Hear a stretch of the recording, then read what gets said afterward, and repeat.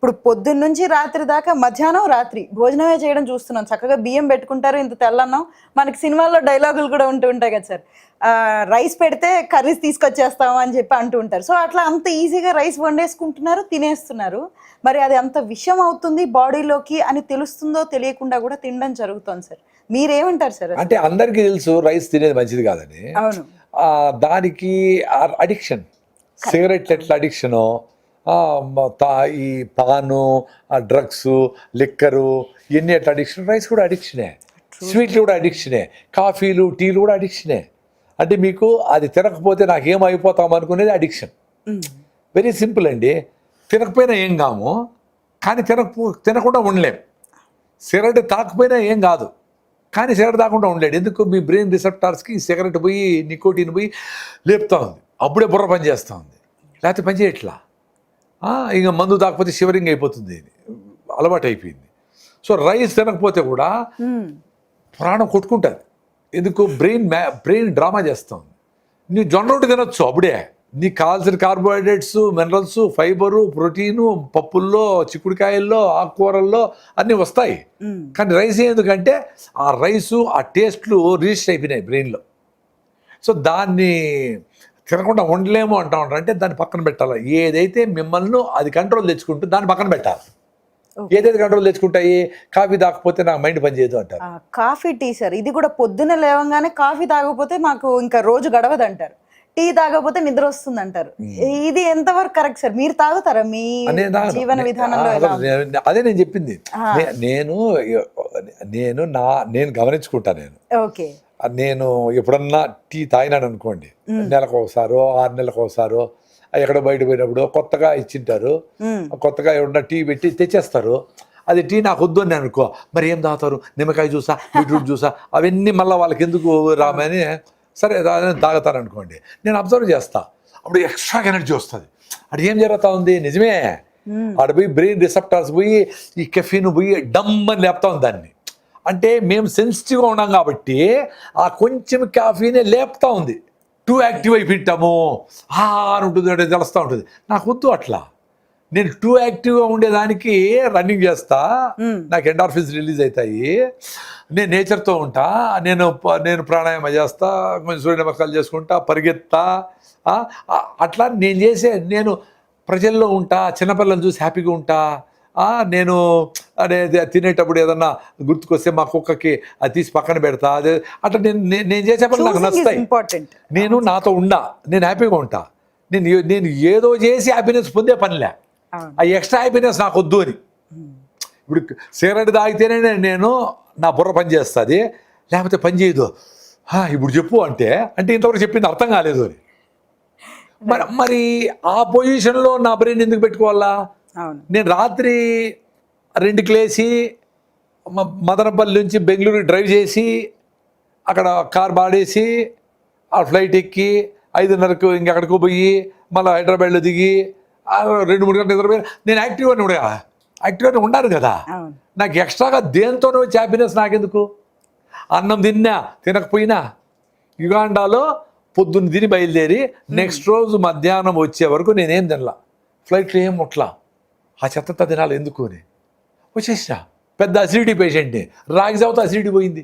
ఉత్తర రాగి జావ పొద్దున్నే లేస్తాను 4 గ్లాసులు రాగి జావ, ఫినిష్డ్ అసిడిటీ, 30 ఏళ్ళ అసిడిటీ పోయింది ఉత్తర రాగి జావ. కానీ జనాలు అంటే నమ్మరు, రాగి జావతో ఎందుకు పోతుంది అబ్బా అంటారు. అరే పోయింది రా, సరే ఎన్ని రోజులు తాగాలి సార్ రాగి జావ అంటారు. అరే కాఫీలు, టీలు, మందులు కంటిన్యూగా వాడుతూనే ఉంటారు కదా.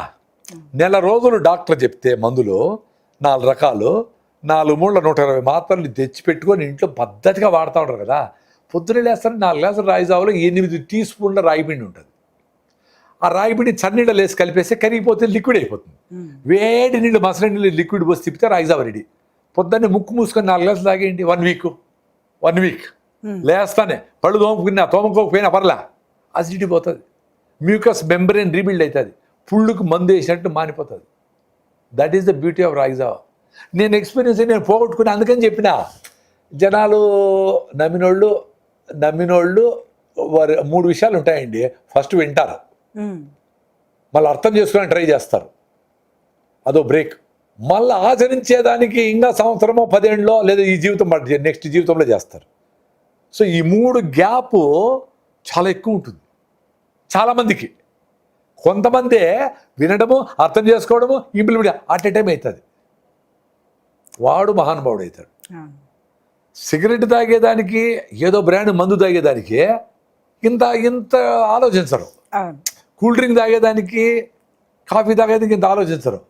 రాగి జావకు ఆలోచిస్తారు, వర్షం నీళ్ళకి ఆలోచిస్తారు, మామిడి పళ్ళు ఎక్కువ తినొచ్చునా అంటారు, నువ్వులు రోజు తింటే ఏమవుతుంది అంటారు, రాగి ముందు మాకు పడదు అంటారు, పడకుండా ఉండే చెత్తనంతా తింటూ ఉంటారు, ఆ రూమ్ ఫ్రెషనర్లు వాడుతూ ఉంటారు. మంచిది కాదు, ఫ్రెష్ గాలి రావాలా.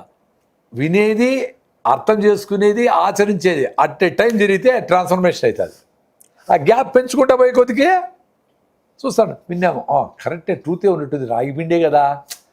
అది కూడా ఏంటి, రాగి పిండి బయట కొనొద్దు, రాగులు తీసుకొని మీరే పిండి చేసుకోండి, బియ్యం ఫ్రీ, రాగులు 50 రూపాయలు. రాగుల పిండిలో బియ్యం పిండి కలిపేస్తారు, జొన్న పిండిలో బియ్యం పిండి కలిపేస్తారు, బియ్యం చీప్ కాబట్టి. సో రిజల్ట్స్ రావు. సో వీడేమంటాడు, రాగి పిండి ఆయన చెప్పినట్టు తాగినానబ్బా, పెద్ద ఏం లేదు, ఎంత తాగినావో 1 గ్లాసు, దాంట్లో 1 స్పూన్ రాగి పిండి బదులు 1/2 స్పూన్ రాగి పిండి, 1/2 స్పూను రైస్ ఉంది. సో ఎట్లా వస్తుంది రిజల్ట్స్? నేను 4 గ్లాసులు రాగి జావ తాగమన్నానంటే 4 గ్లాసులు 3 అన్నా తాగాలి.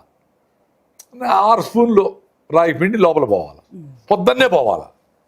అక్కడికి వచ్చి యాసిడ్ పరగడుపుతో పోవాలి.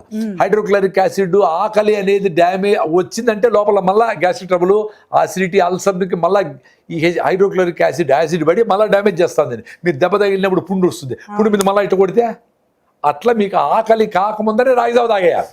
పొద్దున్నే తాగండి, మళ్ళీ ఆకలి కాకనే అరికెలో సామలు తినండి, తొందరగా ఆకలి కాకుండా ఉండే ఆహారం తినండి. ఇది సైన్స్. తొందరగా ఆకలి కాకుండా ఉండే ఆహారం ఏది తింటే అవుతుంది? ఎలాంటివి సార్? జొన్న రొట్టెలు 3 జొన్న రొట్టెలు తిన్నారనుకో మళ్ళీ 5-6 గంటలు ఆకలే కాదు. ఎందుకు? రాగి ముద్ద తిన్నారనుకో మళ్ళీ 4 గంటలు ఆకలే కాదు. అరికెలతో ఉప్మా చేసుకున్నారనుకో, అరికెలతో మీకు 4-5 గంటలు ఆకలే కాదు. ఎందుకు సార్ ఆకలి కాదు? ఎందుకంటే చిన్నగా అరుగుతుంది, దాంట్లో ఫైబర్ ఉంటుంది, పీచు పదార్థము, మళ్ళీ కార్బోహైడ్రేట్ అడ్డపడుతుంది, ఫైబర్ అడ్డపడుతుంది, మళ్ళీ కార్బోహైడ్రేట్ వస్తుంది, కరుగుతా మీకు కావాల్సిన ఎనర్జీ ఇస్తూ ఉంటుంది. ఇప్పుడు నాకు అట్లే ఉంది, 5 to 6 grams ఆఫ్ గ్లూకోజ్ వస్తూ ఉంటే నువ్వు యాక్టివ్గా ఎనర్జెటిక్గా ఉంటావు, ఫర్ లాంగ్ అవర్స్ నీకు ఆకలి ఉండదు. అదే నువ్వు తొందరగా అరిగిపోయే ఫాస్ట్ ఫుడ్స్, మైదా, బ్రెడ్లు, బన్నులు, మైదా, రొట్టెలు, చపాతీలు ఇవన్నీ తిన్నారనుకోండి తొందరగా అరిగిపోతుంది. అరిగిపోయి మీకు కావాల్సిన 5-6 గ్రాములు బదులు 250 గ్రాములు గ్లూకోజ్ వచ్చి బ్లడ్లోకి వేస్తుంది. ఆ 250 గ్రాములు ఏం చేసుకోవాలో తెలియక గ్లైకోజన్గా మార్చి లివర్లో మజిల్స్లో ఎత్తి పెడుతుంది. అది మళ్ళీ వాడుకుందాం లేదు, మళ్ళా తింటివి అరిగిపోయింది, ఆకలైంది, మళ్ళా తింటివి, మళ్ళీ అరిగిపోయింది. మీరు ఒక పేపర్ను మంట పెట్టినారనుకో, పొయ్యి కింద వేసి కాలిపోతుంది, మళ్ళీ మంట తగ్గిపోయా, మళ్ళీ వేయాల. అది సైన్స్. అది అర్థం చేసుకోండి. మీరు తొందరగా తినేట్టుగా ఆకలి అయిందంటే మంచి ఫుడ్ కాదు. మీకు రైస్ ఇడ్లీ తింటే భిన్న ఆకలి, బబ్బలే అరిగిందబ్బా, ఇంత పొట్ట వచ్చిందే, ఎందుకు అరిగిపోవాలా? అరిగిపోకుండా ఉండే తిండి తినండి రా నాయన. అది మళ్ళా సార్ రాగి ముద్ద తింటే ఆకలే కాదు సార్, ఆకలి కాకుండా ఉండేదానికే రా తినేది. ఎన్నిసార్లు చెప్పాలా సార్? ఇంత సింప్లిఫై చేసి చెప్తే కూడా, ఇన్ని రిలేట్ చేసి చెప్తే కూడా పేపర్ లాగా ఆగిపోతుందిరా, కర్రలాగా ఉండాలరా, బొగ్గులాగా ఉండాలరా, చిన్నగా రావాలరా, గ్లూకోజ్ చిన్నగా రిలీజ్ కావాలరా, మీ బుర్ర అంతా పని మీద ఉండాలరా, తిండి మీద ఉండకూడదురా. తింటానే ఉండాలి రోజంతా, తింటారు, వస్తారు, సీరియస్ మీటింగ్ వస్తే సౌండ్ వస్తే మళ్ళీ చూస్తారు, ఏం తెచ్చారు తిందామా అని. తిండి మీదనే ఉంటే ఎట్లా నైనా మీరు?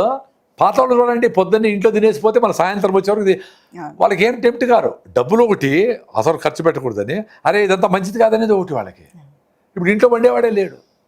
ఓపిగ్గా మీరు జొన్న రొట్టెలు 3, ఇంత చిక్కుడుకాయ కర్రీ, ఇంత ఆకుకూర, ఇన్ని బఠానాలు బాగా ఉడకబెట్టి వేసుకొని తిని, ఒక ఫ్రూట్ తిని, అని నువ్వులు నోట్లో వేసుకుంటే అది చేయండి రా నాయన. మీరు ఎన్ని బుక్కులు చదువుతారు, ఎన్ని పాడ్కాస్ట్లు ఎన్ని చూస్తారు? ఈ సింపుల్గా జొన్న రొట్టె తిని సాయంత్రం ఫ్రూట్స్ తింటే కూడా చాలు.